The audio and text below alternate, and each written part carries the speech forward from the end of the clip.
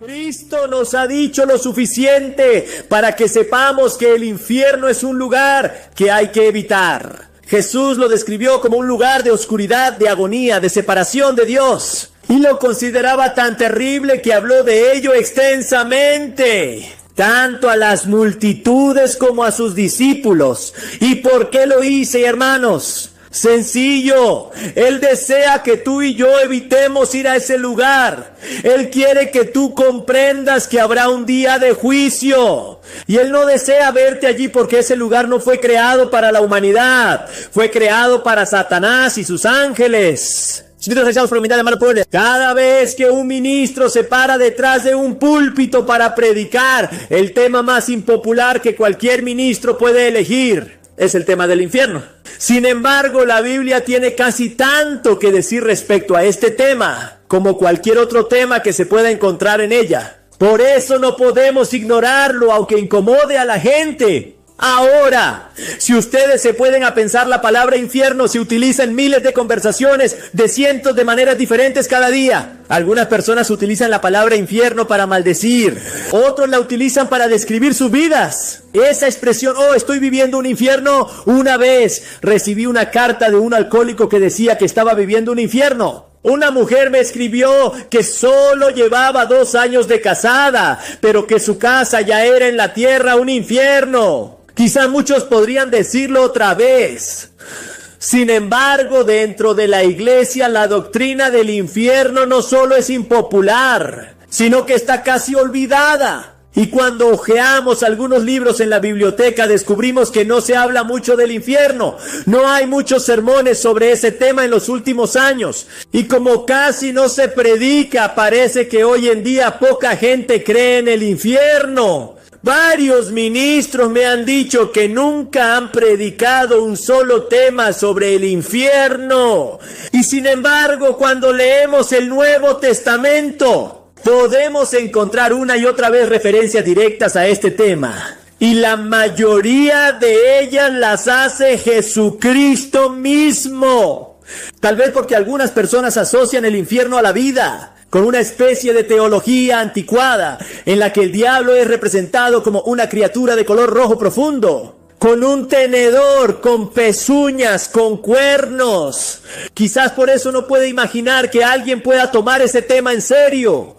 Pero yo quiero recordarles con toda seriedad de mi alma que la misma Biblia nos habla del amor de Dios, de las bellezas del cielo, pero también nos habla del juicio y del infierno. Nos muestra un Dios lleno de amor, lleno de compasión, lleno de gracia, pero también un Dios de juicio.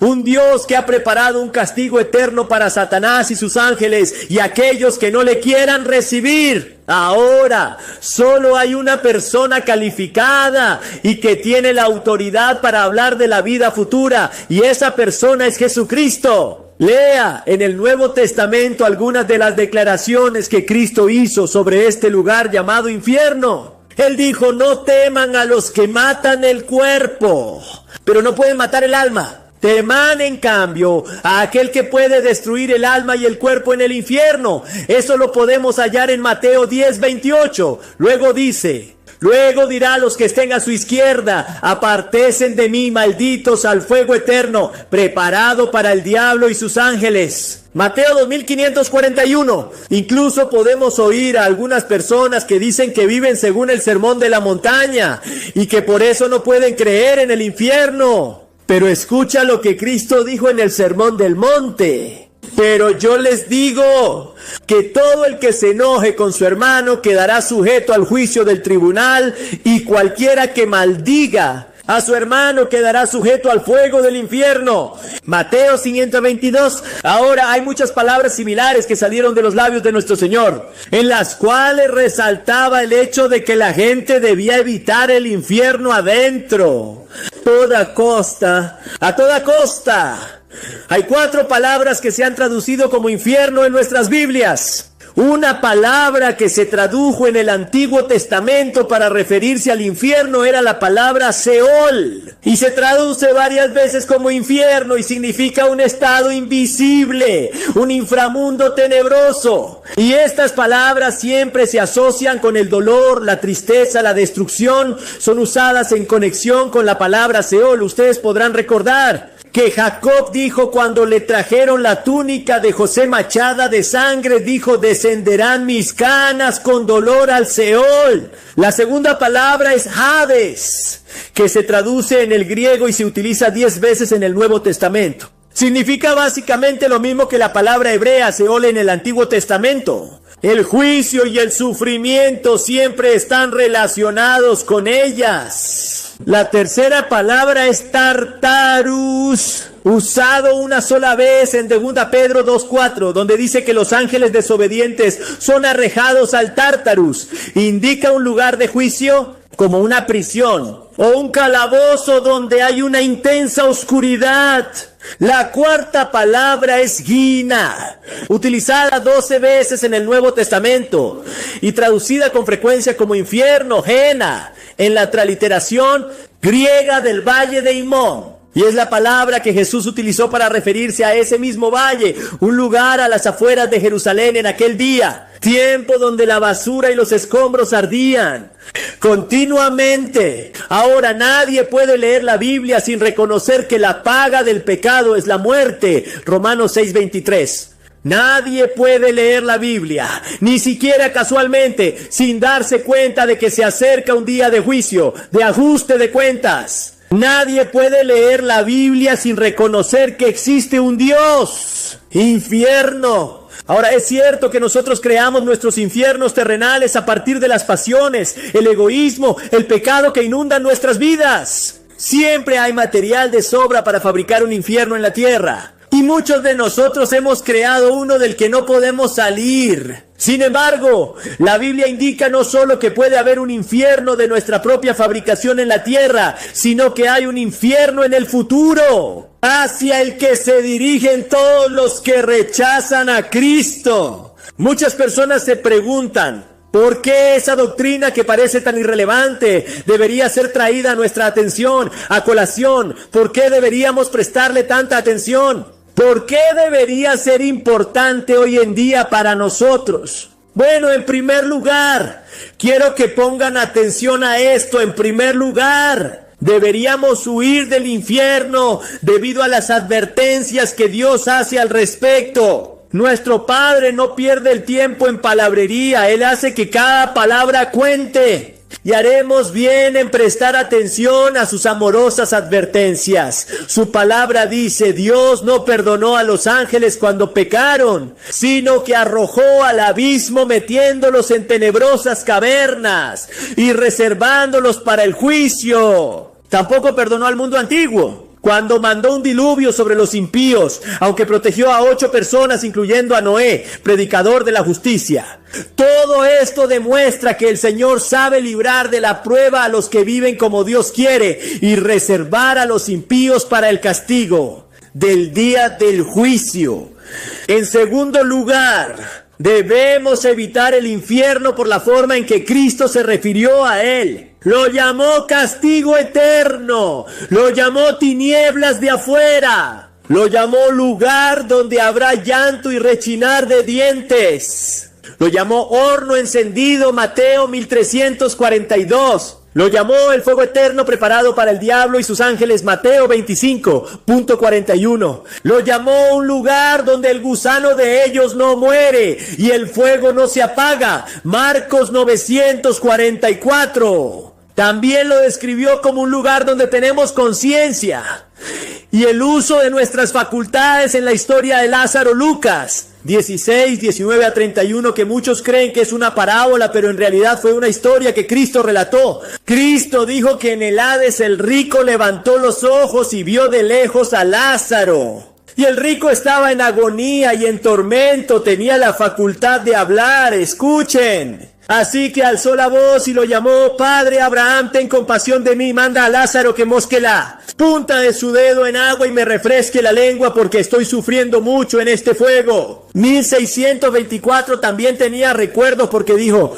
entonces te ruego, Padre, que mandes a Lázaro a la casa de mi padre para que advierta a mis 5 hijos. Hermanos, y no vengan ellos también a este lugar de tormento. Lucas 16, 27 al 28. Estas son palabras de Jesús, no son mías. Yo no intento explicarlas, solo estoy diciendo lo que Jesús dice acerca del infierno. Cristo nos ha dicho lo suficiente para que sepamos que el infierno es un lugar que hay que evitar. Jesús lo describió como un lugar de oscuridad, de sufrimiento, de aislamiento de Dios. Y lo consideraba tan terrible que habló de ello extensamente, tanto a las multitudes como a sus discípulos. ¿Y por qué lo hice, hermanos? Sencillo. Él quiere que tú y yo evitemos ir a ese lugar. Él quiere que tú entiendas que habrá un día de juicio. Y Él no quiere verte allí, porque ese lugar no fue preparado para los seres humanos, fue preparado para Satanás y sus ángeles. Pero inevitablemente muchos seres humanos irán allí al rechazar al Hijo de Dios. Le dijo a los hombres que huyeran de ella, que se arrancaran si fuera posible un ojo, si era necesario antes de tener que ir a ese lugar tan terrible. Y si tu ojo te hace pecar, sácalo más bien de ti. Porque mejor te va a alentar tuerto en el reino de Dios que ser arrojado con los 2 ojos al infierno. Marcón. Jesús utilizó todas las palabras descriptivas a su alcance para advertir a la gente que de la ira de Dios que caerá sobre los pecadores que rechacen el plan de salvación. Salvación de Dios. En tercer lugar, ¿por qué deberíamos evitar el infarto? Bueno, debemos evitar el infierno por el precio que Dios pagó para rescatarnos de él. El cielo no habría sacrificado a su príncipe real. Dios no habría dado a su único hijo. Y Cristo no hubiera muerto voluntariamente en la cruz si la pena que enfrentaba a la humanidad hubiera sido cosa menor. Dios nos quiere mucho, que dio a su Hijo unigénito para morir en nuestro lugar y protegernos del castigo de nuestro pecado. Por último, debemos evitar el infierno porque Dios no creó el hombre para que fuera el infierno. El infierno fue creado para el diablo y sus ángeles. Pero si insistes en rechazar a Cristo, entonces elegirás estar destinado a pasar la eternidad con el diablo y sus ángeles. El infierno consiste esencialmente en la separación de Dios, es la segunda muerte, que se describe como el destierro de la presencia de todo lo que es alegre, de todo lo que es bueno, de todo lo que es justo y feliz. Ya que estos elementos solo existen por la misericordia y la bendición de Dios. La Biblia tiene otras terribles descripciones concernientes a la terrible condición en la que el alma sin Cristo se encontrará después de la muerte. Sin embargo, la gente suele prepararse para todo, excepto para la muerte. Nos preparamos para la educación y no está mal, nos preparamos para los negocios y está muy bien, nos preparamos para nuestras carreras. Es mejor, nos preparamos para el matrimonio y es necesario, nos preparamos para la vejez. Y debiéramos hacerlo, nos preparamos para todo, excepto para el momento en que vamos a morir. Pero la Biblia dice, está establecido que los seres humanos mueran una sola vez y después de esto venga el juicio. 9 de abril 27. Todos quisieran ignorar la muerte, pero todos deberán afrontarla un día. El príncipe, el campesino, el tonto, el filósofo, el asesino, el santo. La muerte no conoce el límite de edad ni parcialidad. Y después de la muerte hay una cita con Dios en el día del juicio. Y todos los que hayan ignorado deliberadamente a Dios durante su vida serán desterrados de su presencia. Si ahora estás alejado de Dios y no tienes una relación personal con Jesucristo, en muchos sentidos estás en el infierno, ya que el infierno es estar separado de Dios. No fuimos hechos para el pecado, hermanos. No fuimos hechos para la esclavitud. Estamos creados para vivir, para disfrutar, para la paz, para la felicidad, para el amor, para el cielo y para Dios. Cristo es el camino. Él es la verdad. Él es la vida. Él dijo: el que cree en mí tiene vida eterna. Pero el que rechaza al Hijo no vendrá a esa vida, sino que permanecerá bajo el castigo de Dios. Juan 3:36. Hoy necesitas renunciar a tu pecado.